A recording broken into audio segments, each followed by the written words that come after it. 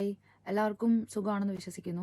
ഞാൻ ഇപ്പോൾ ജസ്റ്റ് ജാൻമണിയുടെ ഒരു പ്രധാനമന്ത്രിയെ പറ്റി പറയുന്ന ഒരു വീഡിയോ ഞാൻ കണ്ടായിരുന്നു. അതിൻ്റെ ഒരു റിയാക്ഷൻ വീഡിയോ ഒരു യൂട്യൂബർ ഇട്ടിരിക്കുന്നത് വളരെ റൂഡായിട്ട് ആ യൂട്യൂബർ ജാൻമണിയെ ഭയങ്കരമായിട്ട് ക്രൂശിച്ചുകൊണ്ട് ഒരു വീഡിയോ ഇട്ടിരിക്കുന്നത് ഞാൻ കണ്ടു. So first of all Jaanmoni സംസാരിച്ച രീതി അതെനിക്ക് മനസ്സിലാവും. പുള്ളിക്കാരി അല്ലെങ്കിൽ അദ്ദേഹം പറയുന്ന കാര്യങ്ങൾ കൺവേ ചെയ്ത രീതി വളരെ തെറ്റായിരുന്നു.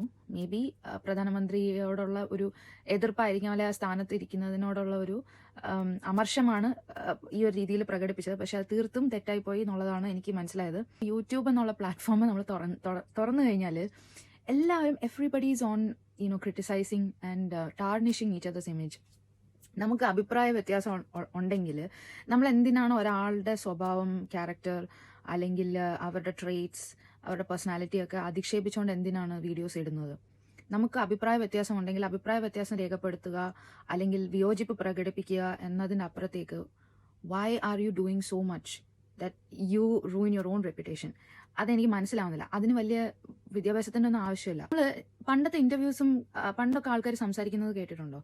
എന്ത് മനോഹരമായിട്ടാണ് അവർ സംസാരിക്കുന്നത്, എന്ത് സ്റ്റാൻഡേർഡായിട്ടാണ് അവർ വാക്കുകൾ ഉപയോഗിക്കുന്നത്. ഇപ്പോൾ മീഡിയയിൽ ന്യൂസ് ചാനൽസ് എടുത്താൽ പോലും വളരെ കാഷ്വൽ ആയിട്ടാണ് സംസാരിക്കുന്നത്.